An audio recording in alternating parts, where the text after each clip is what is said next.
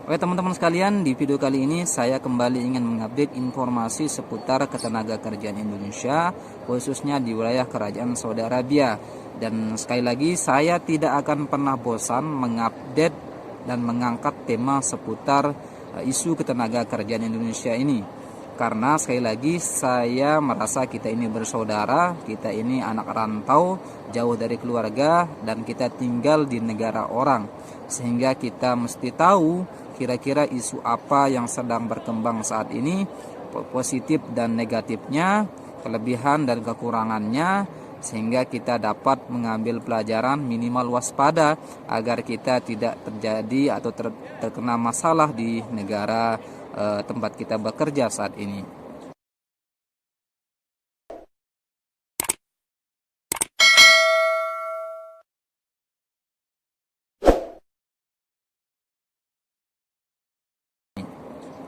Beberapa waktu yang lalu teman-teman sekalian, saya dihubungi oleh Kepala Etase Ketenagakerjaan di KJRI Jeddah ya, Konsulat Jenderal Republik Indonesia yang ada di kota Jeddah.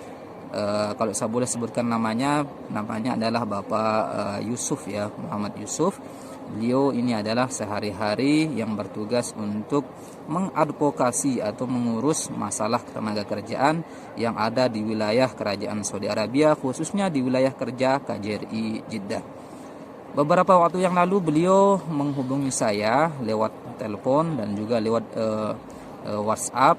Beliau menanyakan satu kasus ya, menyampaikan satu kasus dan minta bantuan kepada saya untuk mencari tahu kebenaran kasus ini. Ceritanya begini teman-teman sekalian, ada salah seorang tenaga kerja wanita yang non dokumen atau katakanlah TKW kaburan yang tertangkap di sekitar hadiqah ya, sekitar taman yang ada di wilayah Jeddah, Saudi Arabia. Nah, si oknum TKW ini ketika terjaring razia oleh petugas yang ada di wilayah Kerajaan Saudi, ternyata setelah didata ia dalam kondisi hamil. Dan sepertinya sebentar lagi dia akan melahirkan. Singkat cerita teman-teman sekalian, si ibu yang hamil ini dibawa ke shelter penampungan oleh pihak otoritas keamanan Kerajaan Saudi Arabia. Lalu ketika di shelter dia juga diperiksa dokumen-dokumennya, diperiksa paspor, iqomah dan seterusnya. Dan ternyata ketika diperiksa pemerintah Kerajaan Arab Saudi tidak menemukan dokumen pendukung seperti paspor, iqomah dan kontrak kerjanya. Alias si ibu ini statusnya adalah TKW kaburan. Karena kondisinya sedang hamil besar dan sebentar lagi melahirkan, maka dia ditanya oleh petugas keimigrasian Arab Saudi bahwa siapa suaminya, siapa yang bertanggung jawab atas kondisinya saat ini. Apakah dia punya suami ataukah apakah dia punya keluarga di sini sehingga bisa merawat dia.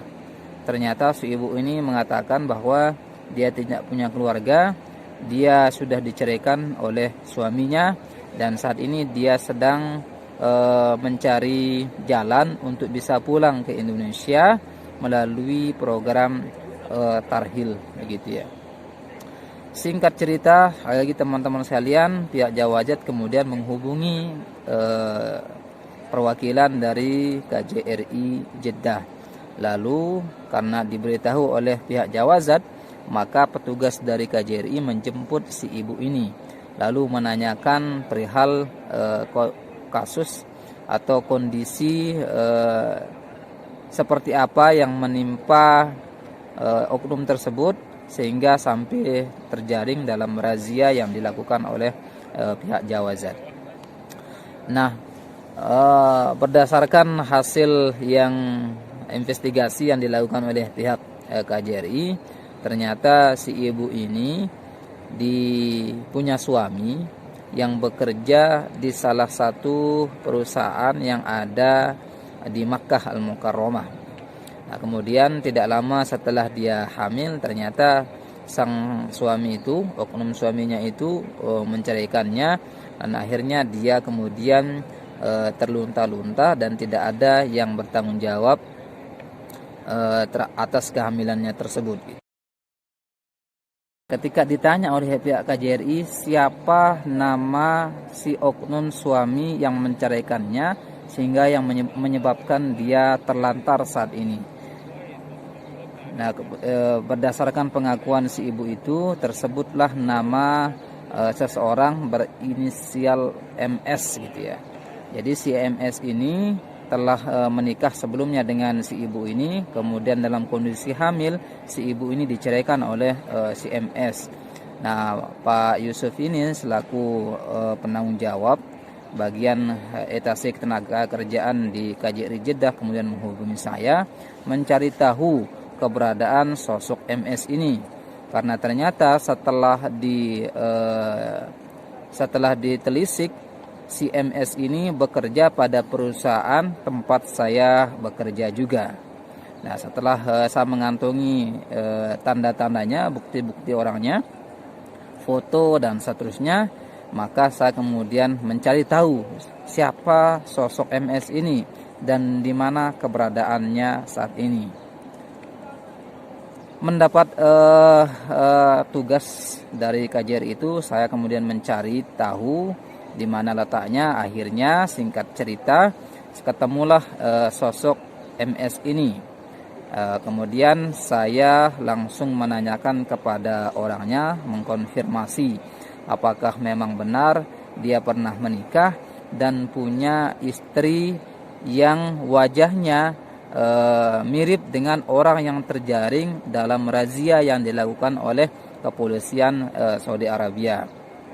Setelah saya kirimi dia fotonya, lalu kemudian dia mengaku dan bercerita panjang lebar terkait awal mula dia bertemu, kemudian menikahi si gadis tersebut, lalu kemudian dia hamil dan bercerai, kemudian mereka berpisah sampai kemudian mereka ini menempuh jalannya masing-masing.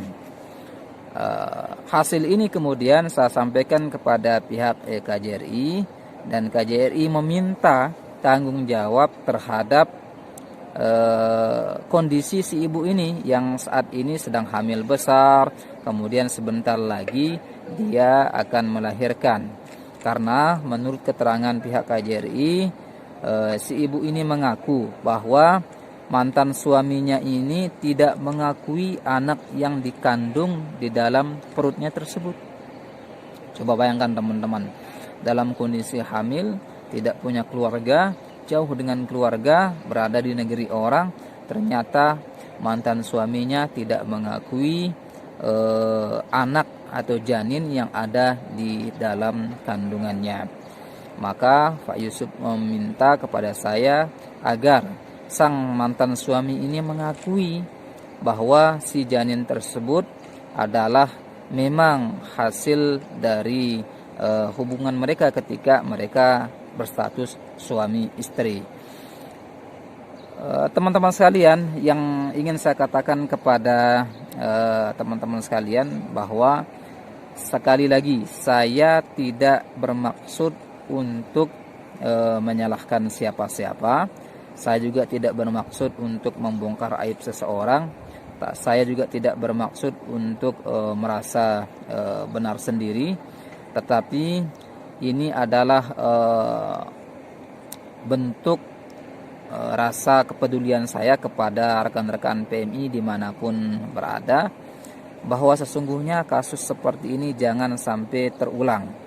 Karena resikonya apabila ada seseorang yang hamil di tanah Saudi ini, di negara Saudi ini, kemudian status pernikahannya tidak jelas, atau ada salah seorang yang tidak mengakui bahwa mereka berstatus suami istri, maka ini bahaya teman-teman sekalian.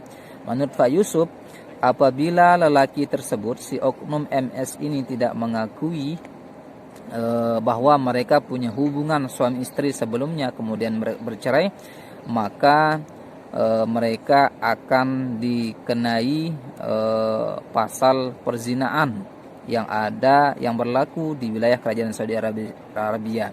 Dan teman-teman pasti tahu bagaimana hukum yang diberlakukan kepada para pelaku zina apabila mereka sudah terbukti melakukan perzinaan di wilayah Kerajaan Saudi Arabia.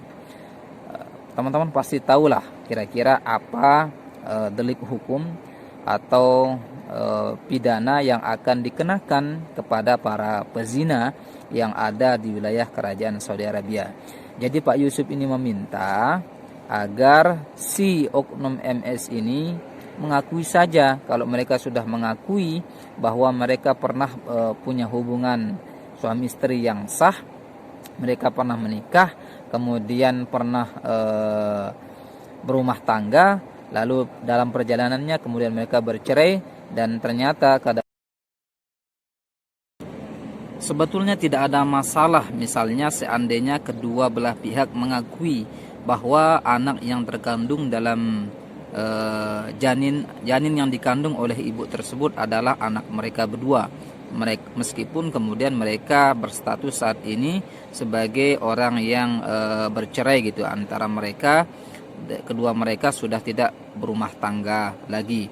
Karena dengan cara ini teman-teman sekalian, pemerintah Kerajaan Arab Saudi punya alasan untuk tidak menghukum mereka dan tidak menuntut mereka atau tidak menuduh mereka melakukan perzinahan.